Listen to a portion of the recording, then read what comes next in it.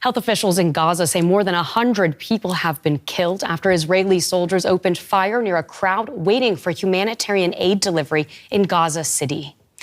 Hamas, widely designated as a terrorist group, runs the Gaza Health Ministry, and Hamas officials there say more than 700 others were injured in the incident. Israeli officials say most of those killed died in a crush to get aid. But they have also acknowledged that as the aid convoy moved further north, troops fired warning shots, including at people's legs, believing that the crowd gathered around the convoy posed a threat. Here is more from an Israeli government spokesperson on the incident. My understanding thus far is that humanitarian aid vehicles entered the Gaza Strip and were overwhelmed by people attempting to essentially loot, to take that aid from those aid trucks.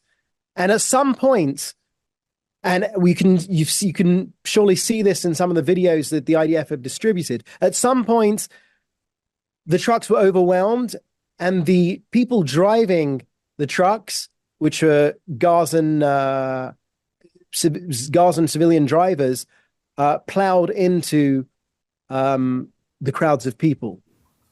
Let's get across to DW's Tania Krämer in Jerusalem. Tania, at this point, we have conflicting reports about what has happened. So let's be clear about what we do and don't know at this point. Can you tell us, first of all, what we can say for sure? Well, I mean, as you said, there are conflicting reports, and, there were devastating scenes being described by Eyewitness to wire services there.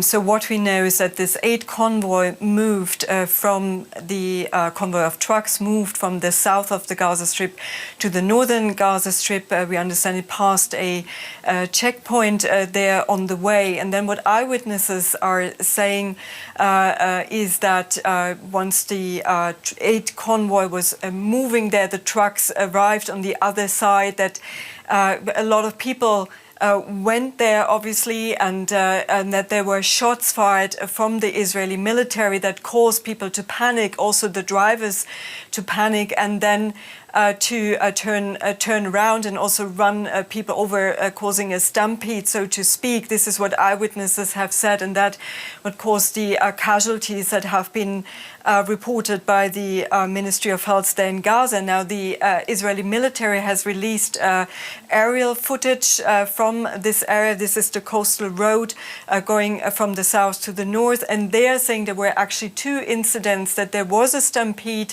in the first place, that a lot of people were actually trying to get to the aid and were trying, and this caused the panic. And that also truck drivers then were turning around and people were run over. And then there was a second incident where they put out in a statement, but also talking to reporters in a briefing this afternoon, saying that some soldiers felt threatened and that they were responding with live fire. But they also say this incident is still under review. So basically, what we have to remind ourselves is also that, in the past, as we heard from the aid organizations and from the United Nations, how desperate the situation is. And I think you can see that how many people were trying to congregate around these trucks, trying to get to the goods on these trucks, with the aid organizations warning of this extremely dire situation because aid is not reaching the northern part of Gaza. Indeed, you could see the crowds in that footage we were just looking at, released by the IDF. Joe Biden, he says the U.S. is checking reports about what has happened. But do we already know what this might mean for efforts toward a ceasefire? Well, there is obviously concern that this might impact those negotiations, these mediation efforts that are going on indirectly between Hamas and Israel, mediated by Qatar and Egypt, and also the U.S. And we've been hearing the U.S. President Joe Biden. He said that the U.S. is still trying to determine what actually happened exactly in this incident. But he was also asked whether he thinks this would impact those negotiations negotiations, where there was some cautious optimism that, you know, there might be some kind of breakthrough, depending on what sources you believe. And he said, you know, that I know it will probably complicate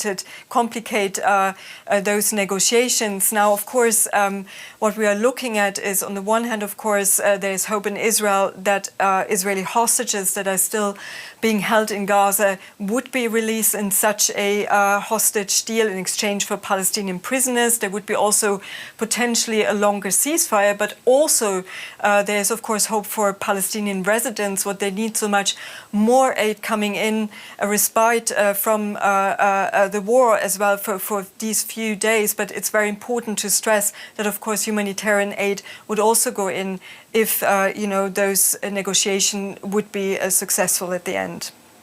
Tania Krämer reporting for us from Jerusalem. Thank you so much, as ever.